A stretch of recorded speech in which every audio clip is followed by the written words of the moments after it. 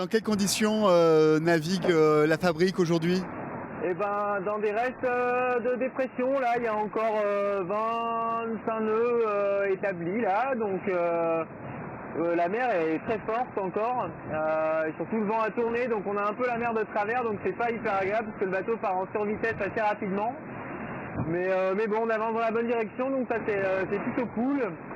Et puis ça devrait se calmer là en fin de journée normalement si tout se passe comme prévu. Le scénario météo est un petit peu compliqué, hein, pour vous aussi comme pour l'avant de la course, mais il y a peut-être les conditions pour Clarisse et toi, Alan, pour recoller un petit peu sur le groupe de chasseurs. Ouais, alors bon, c'est loin, hein, faut regarder sur du long cours, hein, mais faut y croire.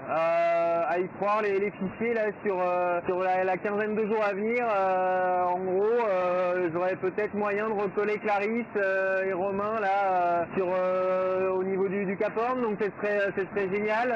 Après voilà, ça dépendra vraiment de la météo. Un jour on fait du pré, un jour on fait du portant. C'est un peu dur de savoir par quelle sauce on va être mangé, mais en tout cas voilà, il y a un petit espoir quand même de pouvoir recoller et surtout de recoller devant parce que eux ils risquent de faire vraiment du pré à un moment donné dans le sud.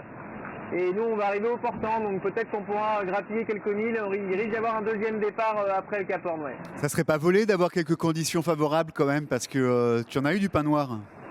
Ouais, ça ferait du bien d'avancer dans la bonne direction avec des bonnes conditions.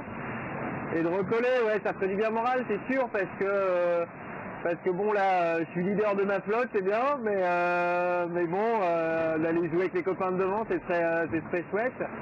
Et puis ouais, d'avoir des conditions un peu plus agréables à naviguer, c'est vrai que c'est très sympa aussi, parce que en fait le vent est pas si fort que ça. Par contre, les conditions de mer sont très difficiles actuellement. Donc d'avoir des conditions un peu plus chouettes pour faire avancer les bateaux à 100, c'est très cool. Là, on tourne à 80-90% maximum des bateaux là, hein, donc c'est dur quoi. Ouais, cette mer est vraiment piégeuse, quoi. C'est redoutable. Je crois que tu as enfourné un peu violemment hier. Ouais, hier je me suis fait une enfournée d'un autre monde. J'étais pas hyper toilé. Bon, il y a une vague qui est arrivée, pas une vague, un immeuble. Et qui m'a en fait elle devait faire pas à la hauteur du bateau, mais elle devait être quand même assez haute et très courte, et du coup en fait j'ai planté dans celle de devant. Le bateau a planté jusqu'au cockpit, et le cul du bateau est à moitié sorti de l'eau. C'est assez étrange. Je passais de 25-27 nœuds à 10 nœuds d'un coup. Voilà, c'était intéressant. J'avais jamais encore fait celle-là. Voilà, tout a valdingué dans le bateau, la bouilloire, les brosses à dents, enfin bref, la totale, tout ce qui n'était pas hyper bien attaché, ça a volé, mais bon, ça a permis de ranger un coup. Et toi, tu étais où à ce moment-là?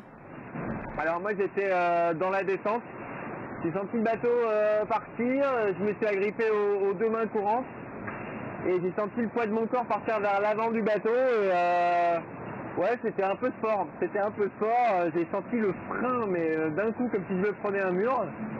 Et bon, apparemment rien de cassé, voilà, le bateau va bien, donc tant mieux, je continue à enfourner encore aujourd'hui, un peu moins fort, mais je continue quand même. Ouais, c'est dans ces conditions-là qu'on est content d'avoir 27 ans et les rotules qui craquent pas trop, hein. Ouais, alors je sens quand même que malgré mon jeune âge, je fatigue quand même un peu aussi. J'ai réussi à dormir un peu ce matin, ça fait du bien, mais ouais, c'est des bateaux qui deviennent vraiment durs là, dans ces conditions de mer. Là ce matin j'ai changé 6 fois de voile d'avant, entre la voile fractionnée, le J2 et le J3. Parce qu'en fait j'arrivais pas à tenir le bateau quoi. Il partait en survitesse, après il s'arrêtait, après j'avais plus assez de vitesse, donc je me faisais embarquer par les vagues. Bref, et maintenant je me suis dit bon bah tant pis, je mets tout ce que j'ai devant, et puis j'avance quoi, parce que même là je suis pas très rapide, parce que la mer en fait elle est très très brusque. Le pilote il a un peu de peine à tenir parce que on passe de 12 nœuds dans le creux des vagues à 30 nœuds en fin de surf, donc c'est sport, ouais. Faut tenir la cadence. Alors, on te voit adossé à une très jolie tête de lit. T'arrives à te préserver toi dans tout ça là? Ouais, ouais, j'essaie de faire au mieux. J'essaye de me reposer. Alors bon, ça peut être, bon, écouter de la musique là, c'est un peu ingérable. Me caler comme je suis là actuellement. Voilà, je travaille ma météo, je travaille un peu ma route, j'essaye de voir la suite. Mais ouais, les mouvements du bateau sont très très brusques. Donc là, tout à l'heure, j'ai réussi à manger un bout. Ça fait du bien. Je suis plutôt en train de manger des barres de céréales qui sont dans le sac juste derrière moi que d'aller me faire chauffer un gros plat de pâtes, mais bon, j'essaye de bien me caler.